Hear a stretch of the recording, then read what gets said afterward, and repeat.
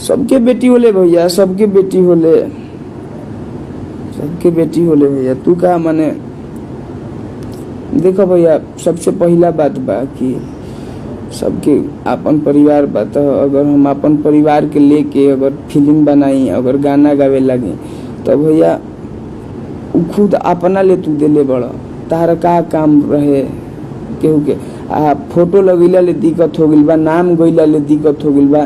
तो अब लेबल बा उ पहले ही ले 2000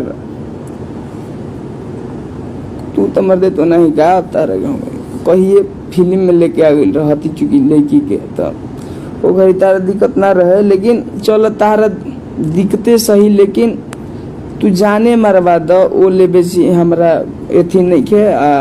भैया हम ये कहम कि तारा खातिर हमारा के यहाँ दर्द बा यार, बहुत ज्यादा बा। हती चुकी रही जाते गाना गई जा कि यार पना पार पर चल डरार पर का चैलेंज दिलू झूठा हूँ दुआर पर, गाना हमनी के फेवरेट गाना रहे भैया। हती हती रही जा या गाई जा स्कूली में हमनी के, तो मोहब्बत तो रहबे करेला। लेकिन भैया तू आपन सोचताड़ जेकरा के तू पैदा कइले बड़,